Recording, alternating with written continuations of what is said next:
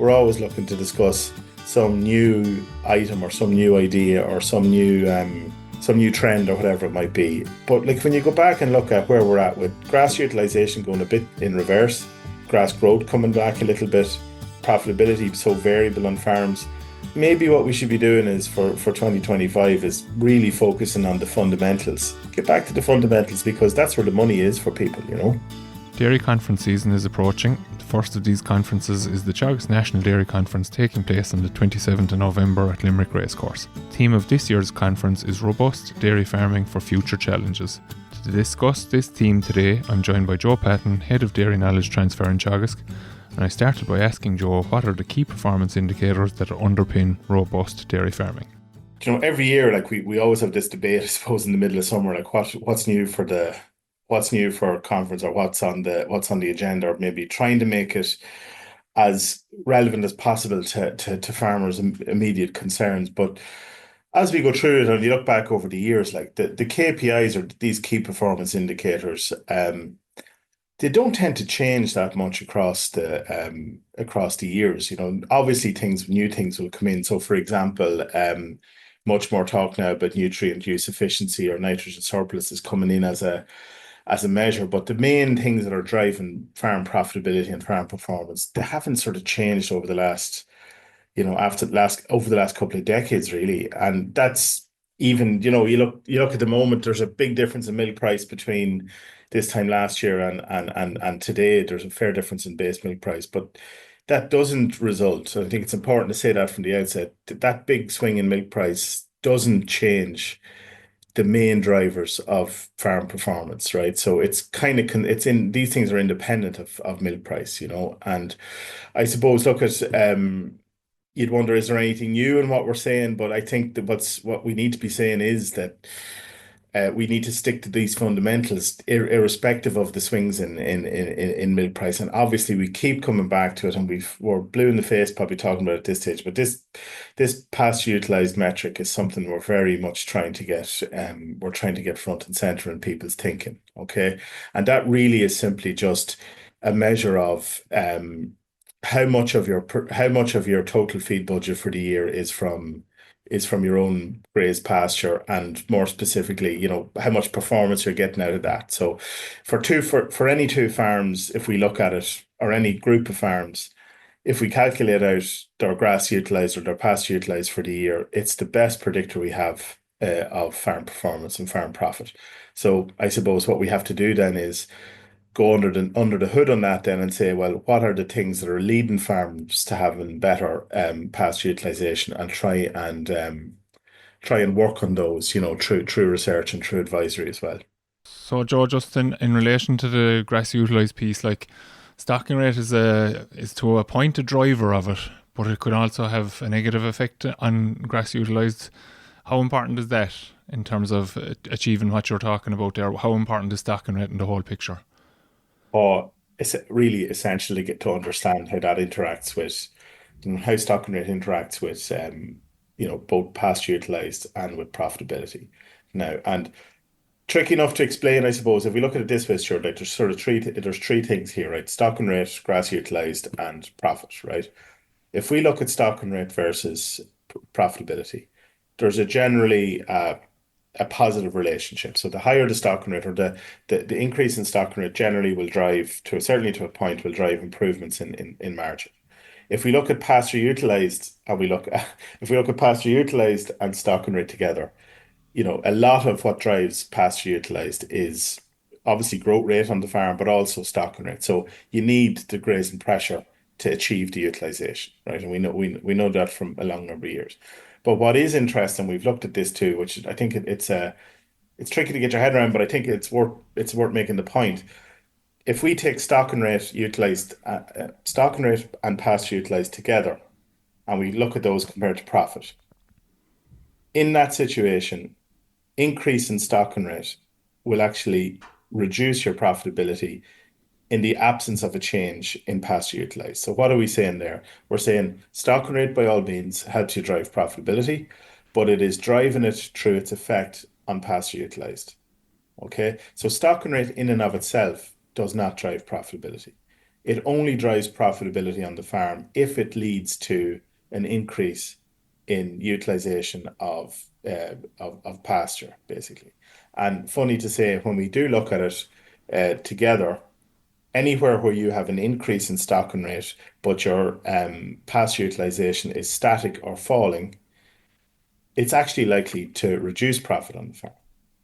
Does that make sense? So that's Yeah, so. sure. Basically, it's coming back to that we've gone to beyond the point of no return. Mm, We can't. We were before we were putting, we'll say, 4.5 ton of grass through the cow. Now we've added on so many that we're back to 4. So that other yeah. 500 has to come from somewhere. That's either coming in the form of silage, bought in maybe from an outblock, maize. Concentration is the most common way, probably most of the time. And because there's an increase in cost associated with the material coming in, there's a reduction in the profit in because, the in again, in the that profitability. reduced. It's coming back to your feed budget point because we're replacing the grass with something that just isn't as good as good quality grass. We actually get a reduction in performance as well, so we kind of lose on both sides. Yes, and on some farms, what you also see then is once you begin to bring in the additional supplement to close the gap, we have seen this happening. Actually, pasture production begins to fall on the main grazing block because the focus on it gets lost a little bit. We start thinking more about the out farms and the out blocks and that, and we lose a bit of focus on what we can do with pasture quality and pasture utilization at a very heavy stock rate. So, like really, if you take that as a simple example, if you're talking about a typical, let's say, 40 hectare, 100-acre block, and back in 2014 we were grazing 60 cows on that, and we put on another 30 cows onto it, and we get an increase in utilization, we get a massive jump in profit. But if we keep adding 10 more cows every year, the 100 acres is not producing any more feed than it was. Therefore, everything has been bought in, and oftentimes the cost of that, the total cost of that in terms of labor, capital, and the feed budget is probably less and can be less than the value of the extra milk sold in a lot of cases. Now, what we're saying to people is don't believe us on that, because I'm sure people are listening to this going, we've heard all this before, but we're still going to do it and it's working for us. Don't believe us on it, but do your numbers on it. That's what we'd be saying. Do your numbers on it. What will an additional, whatever, an extra 30 acres of silage ground, what will it deliver in terms of total cost and extra output? And see what it actually delivers. Because that's an important thing. Now, if that's happening on top of a grazing area that's really high performing and we have really high productivity and good cost control, then it can be successful. But that's not happening on every farm. So we're just encouraging people to, have a chat with us, see where it's at, do your part, do your look at it on a budget basis and see where it's at. And you'd be surprised that, in a lot of cases, Stuart, you'd be surprised at how little is in it when people do the numbers. Yeah. And I suppose we're just trying to get a bit of clarity, or if we can help people on that, we'd like to be able to do it. We've gone through a period of expansion, obviously, since the quota abolition. And to a certain extent, I suppose, we were able to do a lot of things that we hadn't been able to do for a long, long time before that. And we had focus on those particular items around the grass utilised in the quota environment, obviously, because like you were limited in what you could produce, you needed to produce it at as low a cost as possible because you weren't going to be able to produce a lot of it potentially, depending on the quota. We've kind of gone into an era now where like financial issues weren't really a big thing since 2015, from the point of view that people were nearly able to farm their way out of issues, or that they were able to supply enough to give themselves the buffer. But we've gotten to a point now maybe where we've pushed it too far and that people just need to take stock again, is it? To some extent, yes, and on some individual farms that may be the case. But as an industry steward, we still have a ways to go, I would say, in terms of total utilization. I suppose you spoke there about the changes. Obviously, that we have coming through nearly a decade or more at this point of it's over a decade, because really, when you think about it, the whole question of the change in the dairy industry really started to be touted in 2008, 2009. So it's not 10 years we're on the road on this. It's more like 15, heading towards 20 in a way. So in a way, that's time to move on from that almost in a way. Then you've got the volatility around and the change in the last couple of years. input and output volatility in terms of price and cost. That's obviously weighed very heavily on farmers' minds.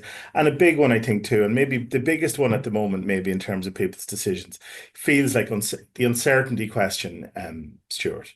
So you think about this, we've had a decade or more of, rapid change. Then we have in the last 2 years or 3 years, we've had quite a bit of volatility on inputs and outputs. And then we also have this layer, and I fully take the point, fully understand that it's such a frustration for farmers really around the feeling of uncertainty around legislative uncertainty and the uncertainty that comes from this cost price thing, but also, thinking about where they're at going for the future. It's easy to see why maybe, it's easy to drift away from the focus on the things that are driving the business. Now, we're not saying that all farms have drifted off that by any means, but we're really trying to make sure to try and guard against a move away from that focus. So, by all means, I think farm by farm, when you look at it, some farms have changed hugely in terms of their system of production. They've changed hugely in terms of stocking rate, possibly, but maybe pasture utilization has stayed the same or maybe dropped, in fact, in a lot of cases. So there's all these things moving around in the background, but the thing that's driving the profit in the middle of it is your pasture utilization. And maybe that we need to just make sure people are focused on that. You know what I mean? Yeah. And look I suppose when you think about this quota thing and the expansion story and not to go back into a history lesson, but if you go back before that, like really farms were constrained in their capacity to utilize grass because the milk quotas put a limit on their where they could go. As we moved into the first 6 or 7 years of that post-quota phase, really what we did was we picked off the low-hanging fruit in a lot of cases where we naturally grew into what the capacity of the farm was from a pasture production and utilization point of view. More and more farms, though, in the last 3 or 4 years are beginning to reach the point where utilization has kind of stalled and maybe gone backwards a little bit. And that's just you're sort of you're reaching closer to your natural limit in the farm all the time. So lots of farms are probably got to the point now where they're in terms of pasture production and their stocking rate, they've reached a kind of a natural limit, let's say, or an economic limit.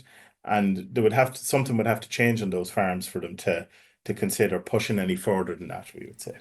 So basically, Joe, what you're saying there is that there's a lot of noise around farm performance and what people do on their own individual farms, but ultimately it comes back to how much grass you get down the cow's throat that's come off your own farm. Yeah, look, I suppose you'd love to be able to say something different discussing something that we haven't discussed already, Stuart. But like you look at this, right, and go back on this. We took I know Patrick spoke about this here in the year. Like you take 800 to 1,000 dairy farms that have financial figures, either through National Farm Survey or you do it through Profit Monitor, and you say, well, which of the metrics or which of the performance indicators on those farms is the best predictor of margin, right? And that's margin. Like we can argue up and down about whether labor is included or not included, but whether it is included or it isn't, the relationship stays pretty much the same. What comes out as rank them is milk volume per cow the main thing that drives performance? It's not. Is milk solids per cow the main thing that drives financial performance? It's not, but it's definitely more important than milk volume. Is cost per litre or cost per kilo of milk solids important? Actually, it is very important, in fact, and we probably need to talk about that more, that control of cost is a big thing. But the big one then that drives it on the production side, if we're talking productivity, it's the number of tons that are eaten and converted into product, basically. And that's explaining somewhere between 40 and 50% of the difference in profit is about 40%, or in around that is explained by that one thing. If you look at the milk production on a per cow basis, it's more like 3 to 5%, maybe 15% for milk solids. So you're looking at that, and like we're not, I suppose, all the time we have to keep making the point that it's how we interpret that's important, right? That means that if we were looking at something, if we're going into a new farm, we're going into a new client, or somebody that may be struggling a little bit from a financial perspective, the first thing we're trying to look at is, can we see how much pasture has been utilized? and then we try and look at ways of bringing that up a bit. That's what that means. And funny to say, when we look at that and we improved pasture quality, pasture utilization, better genetics that will help utilize more grass growth, more grass quality, in most farms, what that will actually result in is an increase in milk solids per cow produced anyway. Now, that's a consequence of the pasture, not a target in itself, and that's something that's important to say. Okay, so you mentioned the cost control piece being an important piece as well. So financial management is a key performance indicator for dairy farmers. Have we lost the focus there a little bit in the last few years? Is it a kind of a legacy of 2022, such a good year, like you could do anything and still make money nearly in 2022, and then 2023 was like getting hit with a wet fish in the face, basically? That it was a fairly dire scenario for a lot of people and quite a struggle. Because the cost control had, like I think Tyke Buckley was quoted on the media there in the last couple of days even, that there's a 70% increase in inputs that hasn't really dropped dramatically. Some, like fertilizer, has come down, concentrates have come down a bit. Obviously they're large costs, but overall the cost of doing business is up, and if people aren't watching it, and they don't have the output at the other side, then they're in a real catch-22 scenario from a financial point of view.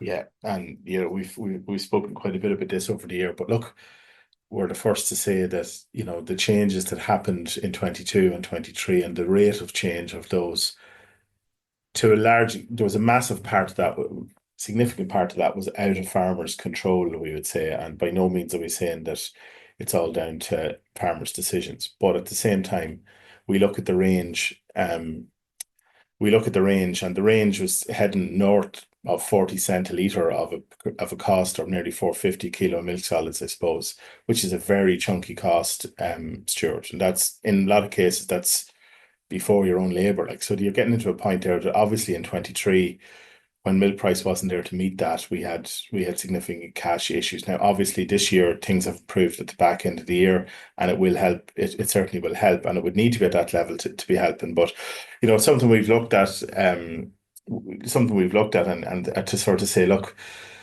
what are it's not for, we don't want to be putting a figure on it to be saying that this is what everyone needs to be doing, but like when you do sit down and work out, something we've been doing is looking and sit down and work out, well, how much of everything is needed to run a typical dairy farm, and we've had our best guess on that, and we've talked to a lot of farmers on it too, just to try and to bring that through. And when you do that and you add up everything that's needed, so for example, detergent, you add up all your inputs, add up concentrate, fertilizer, vet bills, the works, you add that up, there is a significant increase just based on the unit cost relative to 3 or 4 years ago. But there's also a significant range in how much of each input is used at farm level. And I think that's where we need to sort of get to look at.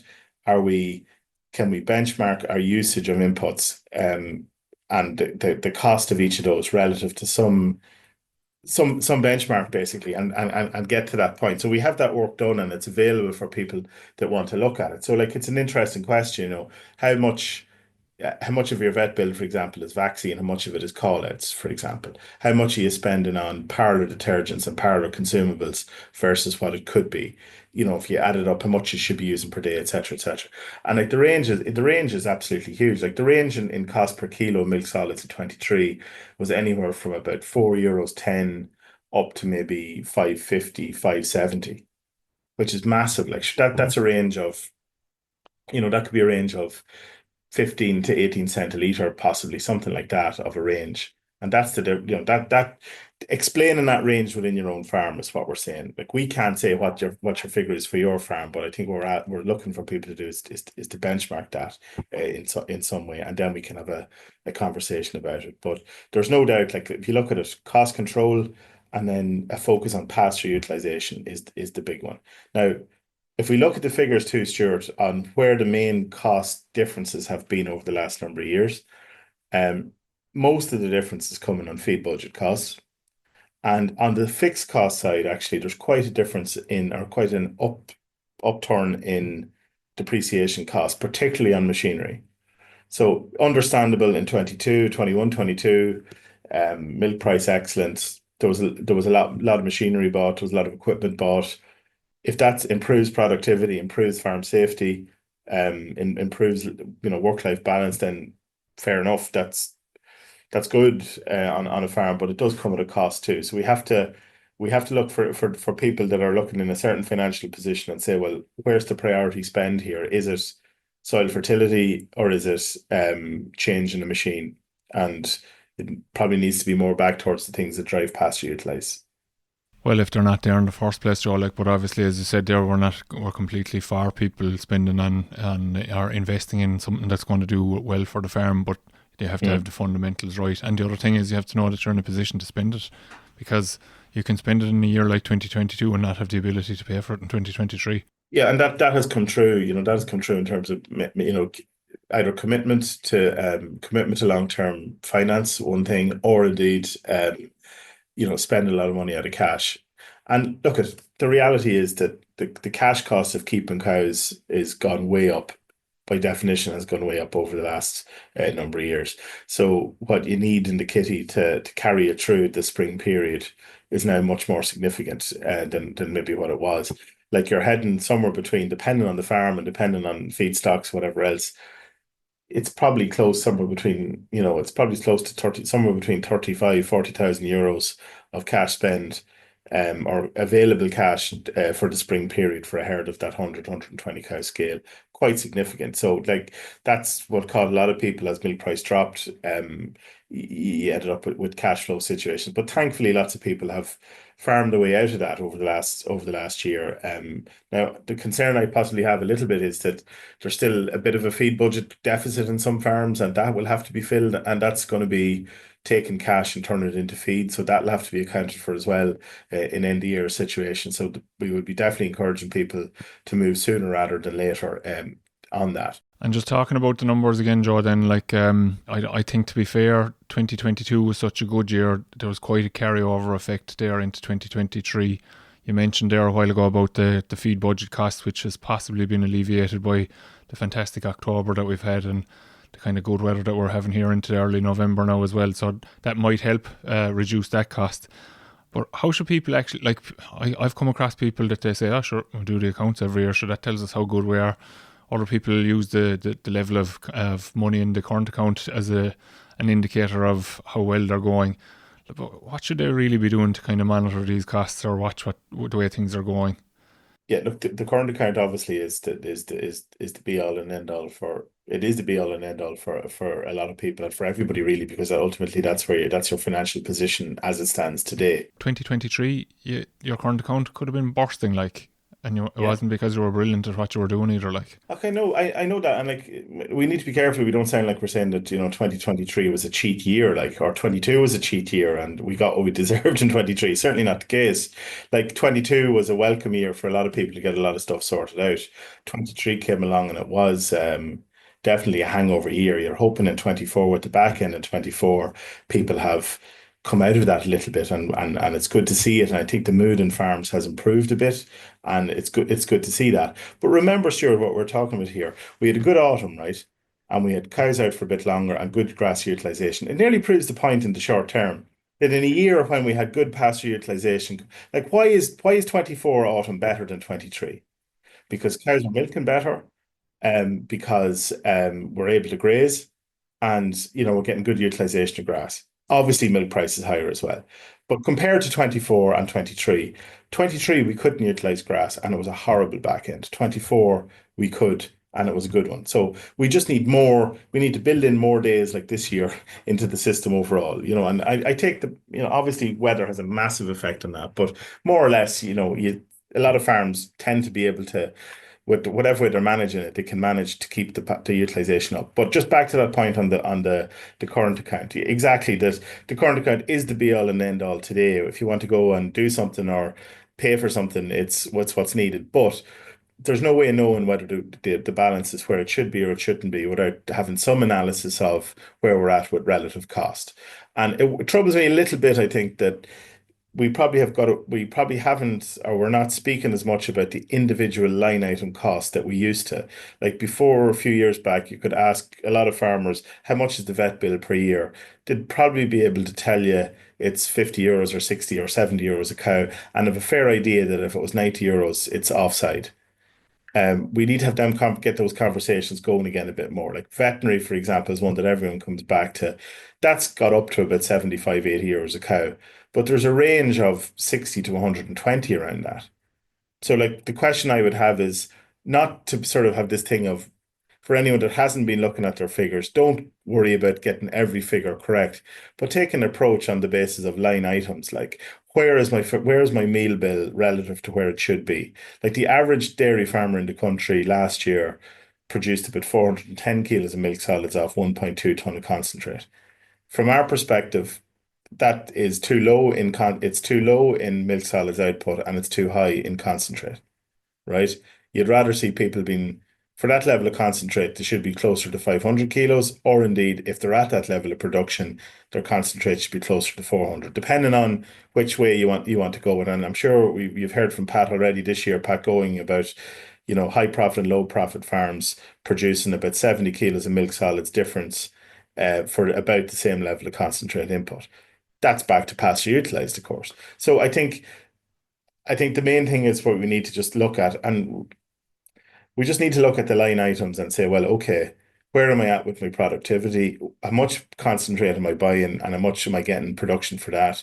And then the big ticket items like contractor, your electricity cost, your veterinary cost. There's probably, if you took in the quieter time of the year like now, if you took a morning a week, or 2 mornings a week over the next, 3 or 4 weeks, and picked off one cost item and say, okay, I'm going to look at my vet bill for the year today and get a figure on that and say, well, is that good or bad? Come back then and look at my electricity bill or my gas bill. Is that good or bad relative to what it should be? My feed bill, fertilizer, contractor, all of those. And just take one of them and take one of them every morning and tick it off as you go and start to say, geez, yeah, I think I'm actually feeding 20% or 30 or 40% more than I should be here. Then you ask the question, what can I do about it, I suppose. Now, there's a massive amount of discussion around all that and what we need. That's a plan for each month or each week next year. And I do think, Stuart, I suppose finally on that, like, there's a trend has probably crept into both our interactions with clients and maybe with discussion groups in particular. We're always looking for this new thing.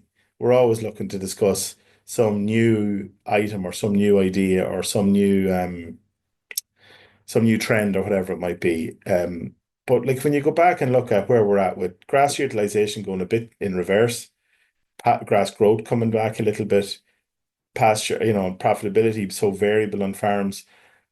Maybe what we should be doing is for 2025 is really focusing on the fundamentals for each farm visit, farm walks, any of the stuff like that. Get back to the fundamentals because that's where the money is for people.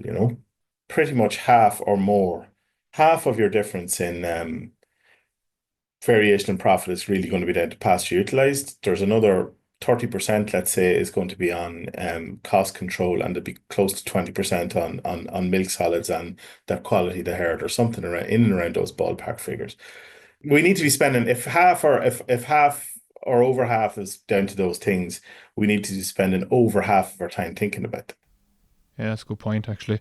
Yeah, so just kind of taking that in mind there, obviously it's a little bit away now and so forth, but the importance of breeding and health, I'll couple the two of those KPIs together there just to have a quick discussion on them. You mentioned the importance of the breeding to drive the performance of the herd there a while ago as well. Just because I kind of want to hop on to get onto the labour and work efficiency, because look, breeding and health are a little bit ahead. Health is a thing ongoing, but like we're talking about it in the context of breeding decisions and so forth, trying to breed healthy herds and so forth. So it's a little bit further away, and I think the labour and the work efficiency, I'd like to pick your brain on that for a minute as well. So just a quick comment on the breeding and the health of animals for the future, where people should be thinking in relation to that. On the breeding side of things, I mean, we have such a resource, Stuart, like compared to internationally. And I was speaking to some international groups over the last couple of years. They're always very impressed in terms of the level of data that's available to Irish farms at relatively small cost. So don't be second guessing the EBI. That's the first thing, right? And I've had this argument with a couple of people, and quite recently actually, where really, argument about productivity, the higher EBI cows and all the rest of it, and that does the index work. And then we went in and we looked at their herd. We looked at their own data, and their own data shows that the higher milk sub index cows are in their own within their own herds return the highest margin, right? And like turns out, that a lot of the time when we're talking about this, we're talking about it on the basis of what we've heard rather than what we've looked at for our own herd. And I think it's a great exercise to go in and just look at the numbers and look at the data and see where it's going. So milk sub index delivers higher milk value. Fertility definitively improves longevity. It does. Maintenance is extraordinarily well correlated with the size of the cow and the maintenance costs of the cow. So those health, maintenance, fertility, drive them in the right direction. Be careful on what you listen to around those things, I would say. It's so easy for people to have an opinion as to what kind of cow they'd like you to have rather than the cow that you need, right? So be careful on that and drive it on the numbers. The numbers are there. Take a sort of a moneyball approach to it. Like the numbers are there and that hasn't changed. We should be confident on that. On the health side, we do need probably to put more emphasis on health in terms of and in terms of our selection traits. I know You speaking to mentioned the longevity there, like I think that yeah, ties the in health well and with that. longevity, like the fertility index will help. They last longer anyway, but just particularly on cell count and lameness, they're all in the index. Obviously TB and fluke resistance are there, but they're in the background. We should be looking and screening for TB risk, I suppose. And those are anyone that needs help on that should give us a shout, and we'll show you where to find those numbers. But look at the health index is there. We should be looking for definitely on a positive side. And I know speaking with Don Crowley recently with a group. I learned something on that day too when Don went in and looked and sorted by health index versus cell count or longevity. The higher health index cows are doing a better job in terms of lasting longer, you would say. So that's there. And then obviously you bring your CBV on top of that again in terms of producing better calves. And that's the reports back on that have been very positive from this year. I'm very encouraged by it actually. And some farms that would have had, let's say, a herd profile that would be relatively low in beef merit or relatively low in beef merit, they've made good decisions on their beef bulls and they've produced very acceptable calves, and we'll follow them through obviously to slaughter and see how they go. But there's an awful lot of positive stuff. So the message there on breeding, Stuart, is the KPIs are well known around EBI. Genotype the herd to really get a feel for it. Look at your own numbers and maybe interrogate your numbers more than just what someone else tells you, and maybe I suppose the genotype is a big one, and maybe bring health a little bit further out in your selection criteria, and that's it. But I suppose we don't talk about as much about breeding anymore because we sort of feel it's a done deal. I'd be a bit concerned maybe that there's beginning to have some sort of discussion and some bit of discussion and some questions coming back around should we be changing the cow type, based on policy change. And I think that's a discussion we need to have, but it's a dangerous road to be going down, I would say. Look, I'd say this hasn't gone unnoticed in terms of there's been efforts made around labour and work efficiency on farms with a good number of years going on with probably 10, 15 years in terms of addressing kind of work practices. We've had a lot of suggestions around what people can do to reduce time that they spend doing all these jobs and so forth.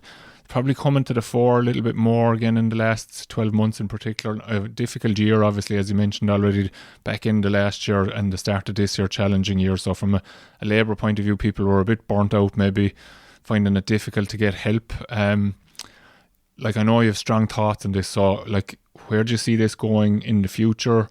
And what do you think people what do you think people are doing? Is it a little bit of this?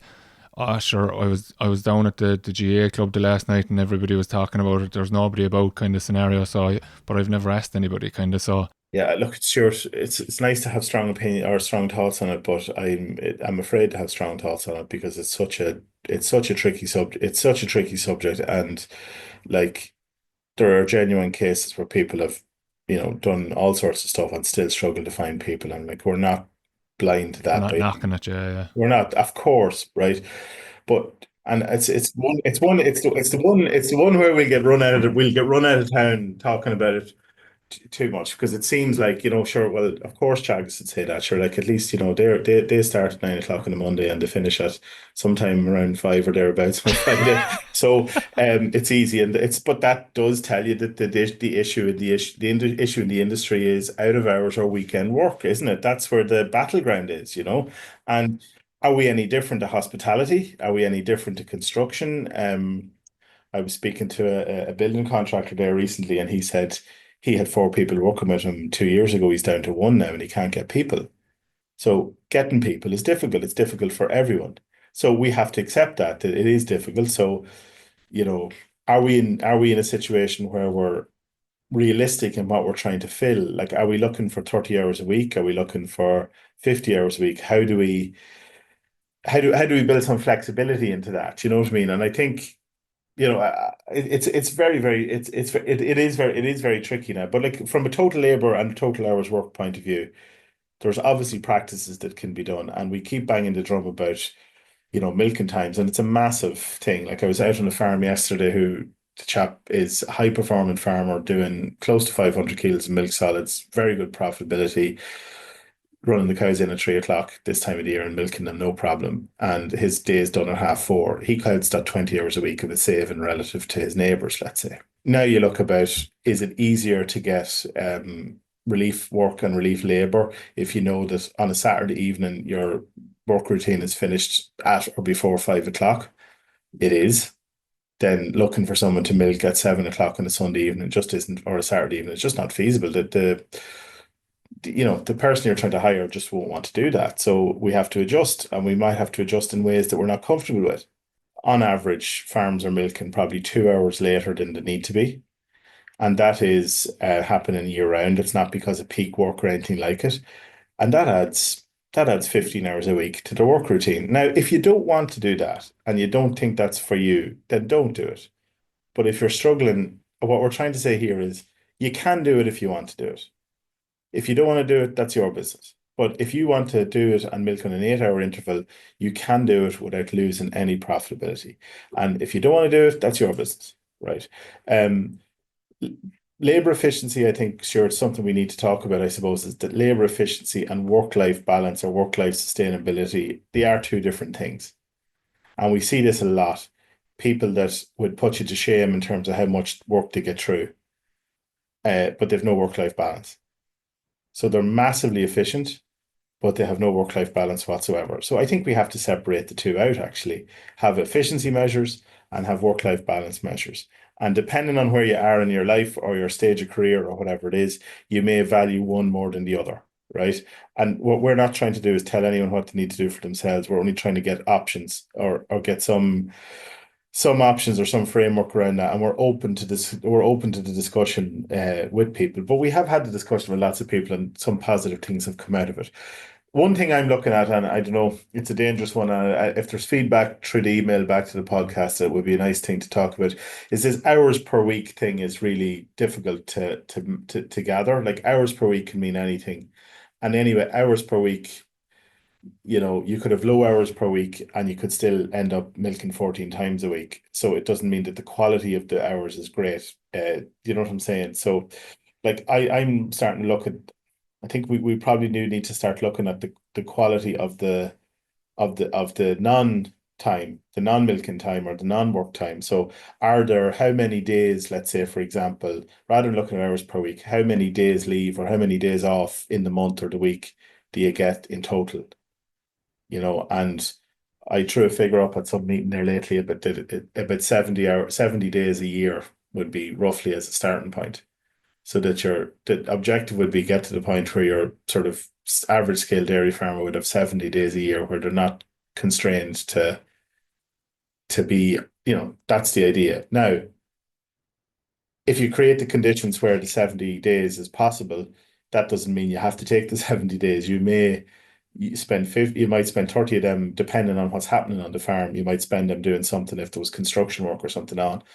But we probably do have to start looking at it that way. As I say, we get run out of town by talking like that in some cases. But, I'd ask the question, why do people react so badly to talk about time off? That tells me something as well. It's a whole topic in itself, obviously, and Martina's It is. excellent at it. Yeah. So we will pick up with her at some point again. Maybe I think maybe before the year starts again to maybe help people address some of the practices, as you said, that are out there, make them aware of them again. Maybe just a refresher around them. I suppose the final point, Joe, something that has really dominated the media, I suppose, in relation to farming in the last couple of years is the environmental sustainability. And I suppose the thing that we would really like to get across to people here is all of what we've been discussing already is feeding into that, isn't it?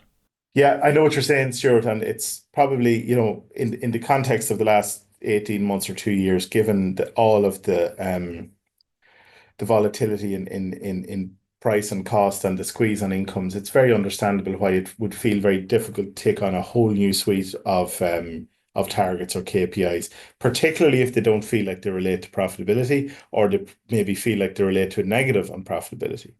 But look, the good thing about it is, and the good thing about it is that in a broad sense, dairy farmers can improve their environmental KPIs while improving their profitability as well. That's a good news story, okay? Particularly around carbon per kilo of milk produced and also maybe on the nitrogen surplus side of things, right? So if there were those two things, so take the carbon, European average is over a kilo for a kilo.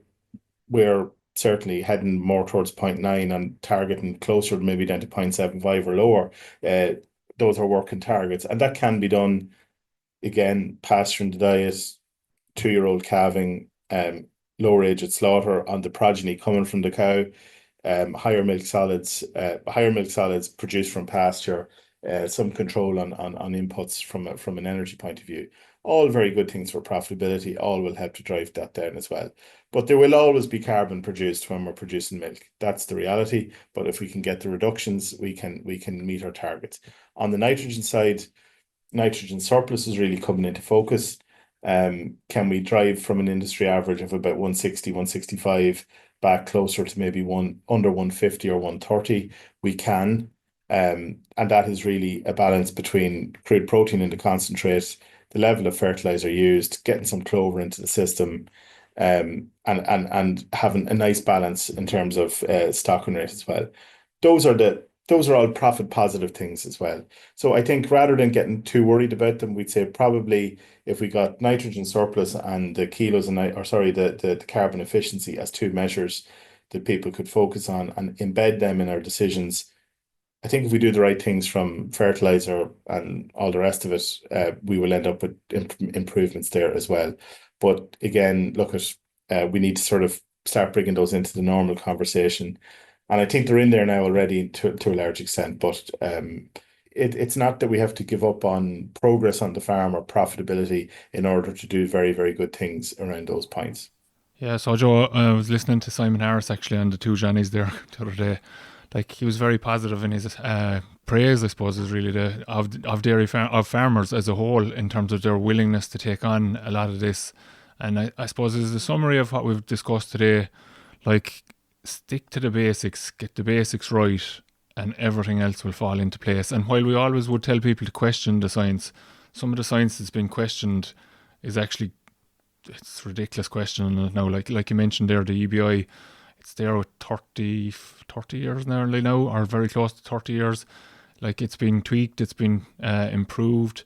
It's all for the betterment of farmers. Like we're not trying to do anything that's going to undermine them. It's data driven decisions. That's what it is, and it's And the Patton developed same is so true much then of the over it. financials then, Joe, that it's data driven. Like you need the Yeah. information to make the decisions. You need information to make decisions, and then we have to start coming around to the point of are we making the decisions based on are we looking at a financial implication of a decision? So if we're looking at changing our feeding system, changing our cow type, changing, our stocking rate, changing whatever in a big way, now not small stuff, but in big ticket items or stuff that will have a fundamental difference on how you run your farm. Are we making the decisions with a financial projection to begin with, or are we doing it because milk price is high? Are we doing it on a hunch? Are we doing it because we want to milk more cows? That's a slight different thing to look at. And to be fair, Stuart, most of the time when you make the decisions on those, they will come out finance positive or out cash positive, and then you go and do them, I suppose. Whereas you don't do the ones that won't be. And it's as simple as that, really. I think it is, but we just need to be we need to be very methodical around that, I would say, and plan carefully. All of what you said there is in relation to robust dairy farming for the future. Do you want to mention the conference there just again at the end to remind people if they're interested in hearing bits in relation to what you've discussed there? Now, it's not all the same, but we'll say just maybe how people have dealt with the grass utilised piece, the water quality challenges, etc., the TB piece that you mentioned in relation to the health. Look, so we have that's on the 27th on the 27th of November in the racecourse in Limerick City. We have workshops included like we had for other years. I think they have got down well, where we get a chance to get in and have good discussion on things. So dealing with grazing management in a tricky year is a big part of it. We look also at the pasture production profiles for this year. A lot of people disappointed with grass growth this year. We want to get under the skin of that and maybe look at some of the issues behind it. We'll have a session on protected urea, which needs to be discussed, and the science of that and the facts on that need to be discussed. And we'd like to hear people's opinions on the day around that too. Water quality and what we can do around that. That's all part between researchers, farmers, advisors discussing those. And as you say, the afternoon then is into practical workshops around TB, anyone that's short of feed or a feed gap for the spring. We'll cover that as well. Use of sex semen, the sort of practical stuff that we can help farmers with. And I suppose people have said over the years that the best part of those days is hearing from other farmers at the workshops and things like that, not just the researchers. They want to hear other farmers' experience, and we want to make plenty of time for that type of discussion as well, Thanks a million, Joe. Thanks, Stuart. Okay. That's all for this week's episode of the Dairy Edge podcast, and my thanks to Joe Patton for joining me on this week's show. Just to remind you that we have a dedicated Dairy Edge email address. If people want to make contact, as Joe has said during the course of the podcast today, you can email us at dairyedge.podcast@teagasc.ie. Don't forget to rate, review and subscribe to the podcast. You can listen on Apple and Google Podcasts as well as Spotify, and for more information go to the Teagasc website at teagasc.ie. I'm Stuart Childs, and join us next time for your Dairy Edge.